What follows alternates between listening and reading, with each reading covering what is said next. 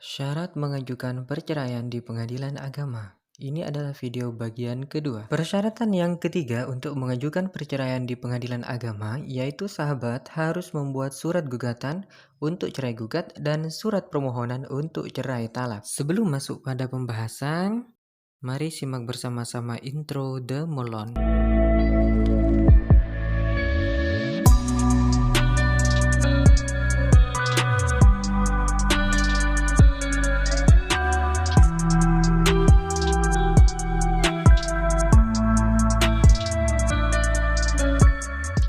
Surat gugatan atau surat permohonan ini berisi tentang hal-hal yang nantinya akan menjadi pembahasan dalam persidangan. Lalu, apa saja isi dari surat permohonan dan surat gugatan? Yang pertama, berisi tentang identitas suami dan istri seperti nama lengkap, tempat dan tanggal lahir, jenis kelamin, agama, dan alamat. Yang kedua, berisi tentang keterangan tempat tinggal selama masih rukun dan setelah berpisah tempat tinggal. Yang ketiga, jumlah anak dan anak tersebut juga harus dijelaskan bahwa sekarang sedang ikut suami atau istri. Yang keempat, adanya alasan-alasan mengapa ingin bercerai. Minimal berikan 2 alasan untuk lebih meyakinkan bahwa sahabat memang sudah tidak bisa membina rumah tangga yang harmonis lagi. Yang kelima, lamanya berpisah tempat tinggal dan berpisah ranjang. Itu juga harus dimasukkan karena jika sahabat masih tinggal dalam satu atap, maka ada kemungkinan permohonan atau gugatan cerai sahabat tidak akan dikabulkan. Yang terakhir, biasanya pada lembar terakhir gugatan atau permohonan berisi tentang tuntutan dari pemohon atau penggugat. Setidaknya 6 poin di atas harus dan wajib termuat dalam surat gugatan atau permohonan sahabat. Jika tidak, ada kemungkinan gugatan atau permohonan sahabat ditolak pada saat melakukan pendaftaran di Pelayanan Terpadu Satu Pintu atau PTSP Pengadilan Agama. Dalam proses pembuatan gugatan atau permohonan, ada 5 jalan yang dapat sahabat pilih. Yang pertama, melalui pengacara. Jika sahabat menggunakan jasa pengacara, maka sahabat harus rela mengeluarkan uang yang tentunya tidak sedikit karena pengacara atau advokat akan mengambil alih dan membantu sahabat dalam perjalanan persidangan dari nol sampai dengan selesai. Jadi, jika sahabat menggunakan jasa pengacara, yang perlu sahabat lakukan hanyalah menceritakan masalah dan alasan-alasan sahabat mengapa ingin bercerai.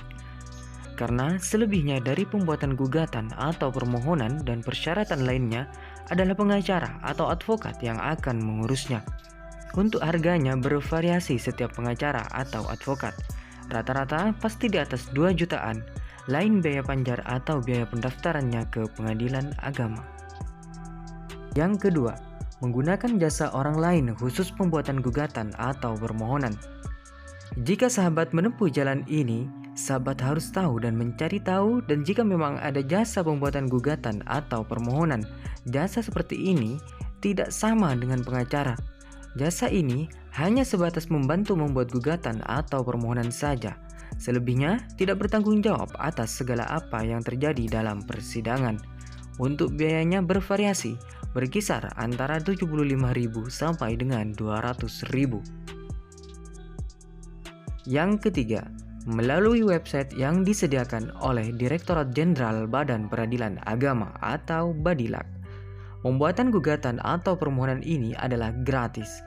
Sahabat hanya perlu mengunjungi website gugatan mandiri yang sudah disediakan oleh Badilak. Kemudian sahabat tinggal pilih menunya dan mengisi sesuai dengan apa yang diminta oleh form pembuatan gugatan atau permohonan. Setelah semua rangkaian pembuatan gugatan atau permohonan telah selesai, maka sahabat akan mendapatkan file dalam bentuk Microsoft Word yang sudah tersusun rapi dengan format gugatan atau permohonan yang bisa sahabat koreksi lagi jika memang ada perubahan yang harus dirubah. Yang keempat, melalui pos bakum yang disediakan oleh pengadilan agama. Pos bakum adalah pos bantuan hukum yang dikhususkan bagi masyarakat yang kurang mampu. Namun ada sebagian pengadilan agama yang memang bekerja sama dengan pos bakum untuk membantu masyarakat dalam membuat gugatan atau permohonan saja. Dan biasanya gratis alias tidak dipungut biaya apapun, dan tempatnya biasanya berada di ruang lingkup kantor pengadilan agama tersebut. Yang terakhir, membuat sendiri dengan referensi dari Google. Jika sahabat memilih jalan yang terakhir ini, sahabat harus memiliki skill dan ketelitian khusus. Jika tidak, pilihlah pilihan yang lain selain pilihan yang ini.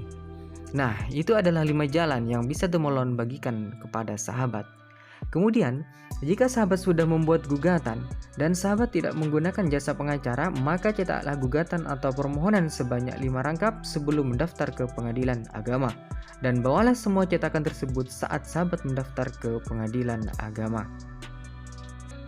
Dan jangan lupa dukung kami channel Demolon dengan cara klik subscribe, dan jika Anda menyukainya klik like dan share. Terima kasih.